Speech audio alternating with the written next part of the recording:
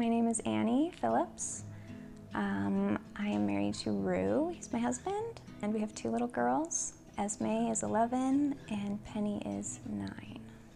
So the way I felt about motherhood before having kids, I was excited about it. I think honestly I didn't give too much thought to it because I felt like it was just something that everyone does. So I got pregnant in 2009 and I gave birth in 2010. And I had had 2 miscarriages before that. So even getting pregnant, pregnancy itself didn't go the way that I thought it would.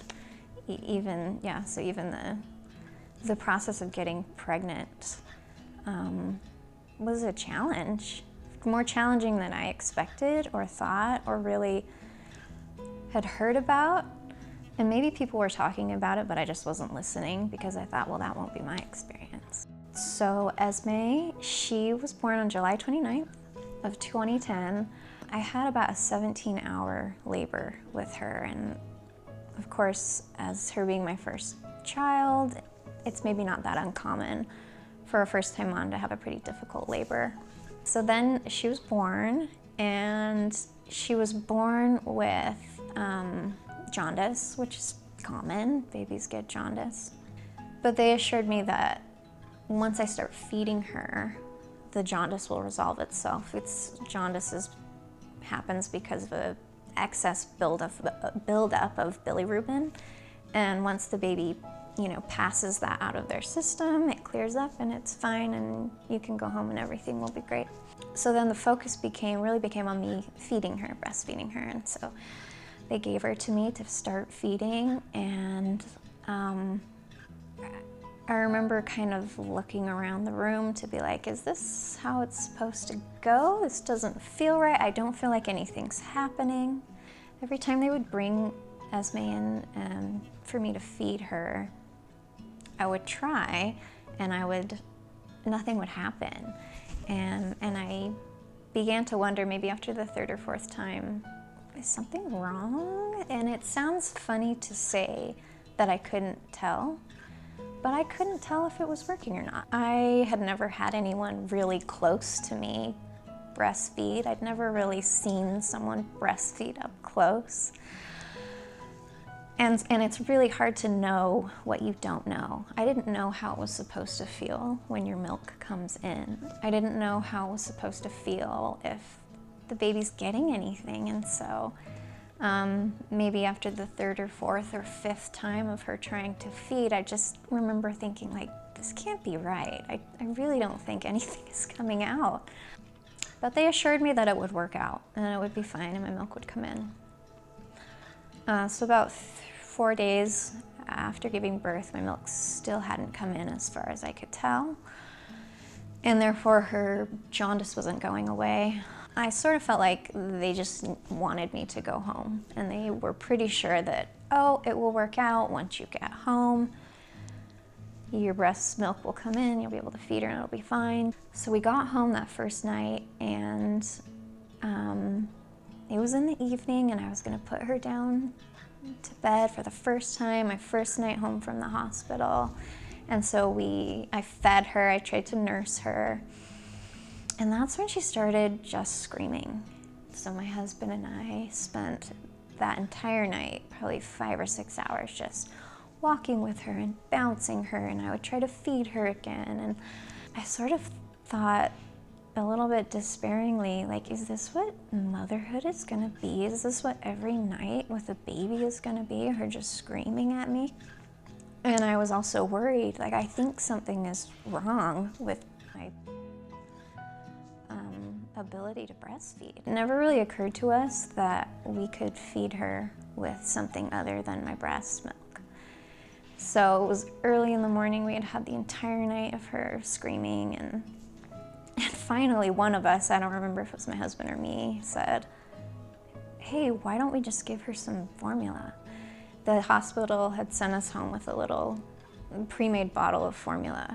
And so what felt like to me an act of desperation, I got the bottle of formula and I fed her, and she went right to sleep. Or I should say I, had definitely had this mental block that I cannot give her formula. I have to be teaching her from the very start how to nurse. Otherwise, I'm gonna set her down this path that will completely derail not only my efforts to feed her and to nourish her properly, but she's gonna get bad grades at school, and she's not gonna go to college, and her life will just be completely derailed if I feed her a bottle of formula. And that's a little bit facetious, but not really that much, because I feel like the dialogue on that at that time, it was only 10 years ago, but it was just so heavily focused on you've got to breastfeed at all costs. So the next day, we took her to a pediatrician to check her bilirubin levels. We've been assured that by now it will have cleared up because you'll be successfully nursing her. We took her to the pediatrician who checked her bilirubin levels, and then we went home, and then we got a call from the pediatrician saying, you need to pack your bags right now and you need to take her to the hospital immediately because her levels are dangerously high. So this is Esme at Primary Children's Hospital with a bunch of IVs and things stuck to her, monitoring her. She has high bilirubin count and some other little things that they're checking her out for. I think I kind of hit bottom because I just felt this overwhelming sense of inadequacy, that my inability to do what I thought was the most basic of acts as a woman, to feed your own child, my inability to produce milk for her was like threatening her life now. And so I felt terrible, but we took her up to the children's hospital and they got her all hooked up to the lights that would help resolve the jaundice. And I finally was able to speak to a lactation consultant who I felt like for the first time actually listened to me and talked to me about what was going on. And I explained to her, I don't think my milk has come in, and by now I'd been in many days. And when she heard that, she knew I needed help.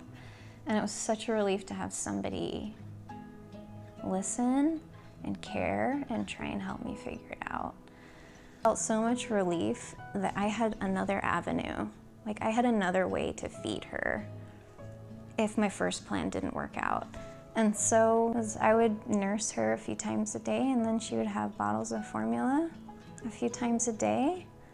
And it seems silly to remember how I felt now, but I really did feel like initially this was some kind of failure on my part. But it really wasn't. I just had been kind of conditioned to think that it was. But she grew and she was fed and she survived, and that was what mattered.